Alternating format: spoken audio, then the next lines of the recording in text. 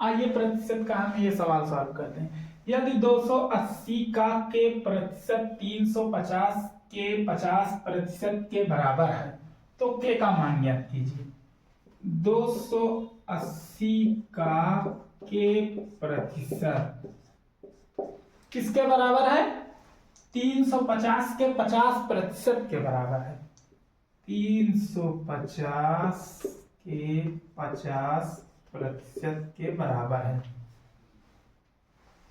100 से 100 खत्म, एक जीरो से एक जीरो खत्म, 7 से 4 बार, 7 से 5 बार, आया कितना? 4 के बराबर 250। कितना आया? 4 के बराबर 250। के को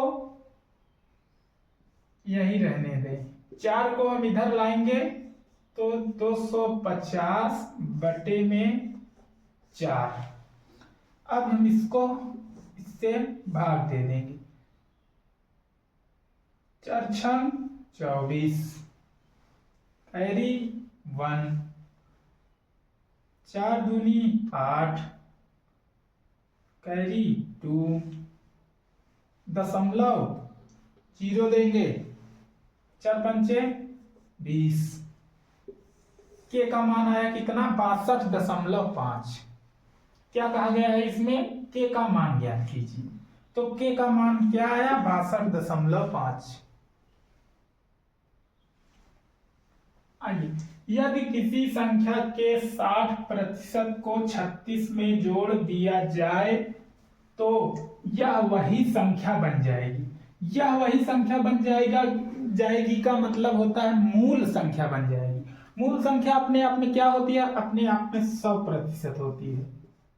अब क्या कहा गया है? 60% को 36 में जोड़ दिया जाए।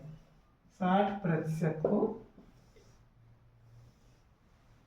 36 में जोड़ दिया जाए। इसको कितना जोड़ा गया है? इसमें 36 जोड़ा गया है।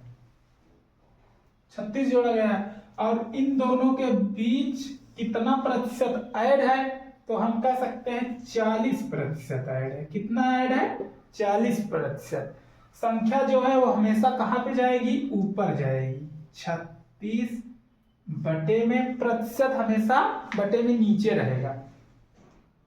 तो 40% हटाएंगे तो गुणे में 100, 20 दूना 40, 30 पंचे 100। अब इसको 18 बार, 18 दूनी 36। तो 18 और 5 का हम गुणा कर देंगे तो हमारा आंसर निकल के आ जाएगा। 18 पंचे 90। यही है हमारा आंसर। कितना आया? 90। आइए इसको देखते हैं। ये सेम दूसरे क्वेश्चंस की तरह ये सेम तीसरा क्वेश्चन है। इसमें क्या कहा गया है? यदि किसी संख्या के 80% को 80 में जोड़ दिया जाता है तो परिणाम स्वरूप प्राप्त संख्या मूल संख्या के बराबर होती है। किसके बराबर होती है? मूल संख्या। मूल संख्या क्या होती है? हमको पता है। मूल संख्या अपने आप में क्या होती है? 100% होती है। क्या कहा गया है? यदि किसी संख्या के 80% को 80 में जोड़ दिया जाए, 80% को इसमें जोड़ दिया जाए, 80% को मूल संख्या में जोड़ दिया जाए, कितना? 80 जोड़ दिया जाए, 80 जोड़ दिया जाता है तो परिणाम स्वरूप प्राप्त संख्या मूल संख्या के बराबर होती है। तो मूल संख्या ज्ञात कीजिए। 80% और 100% के बीच में कितना प्रतिशत ऐड है? तो हम कह सकते हैं 20% ऐड है। कितना? 20%। जो संख्या होगी, ये जो संख्या ऐड होगी ये हमेशा ऊपर जाएगी। तो हम लिख सकते हैं 80 बटे में प्रतिशत जो होगा वो हमेशा नीचे आएगा। 20% हटाएंगे इंटू में 100। अब इसको 20 कम 20, 20 पंचे 100,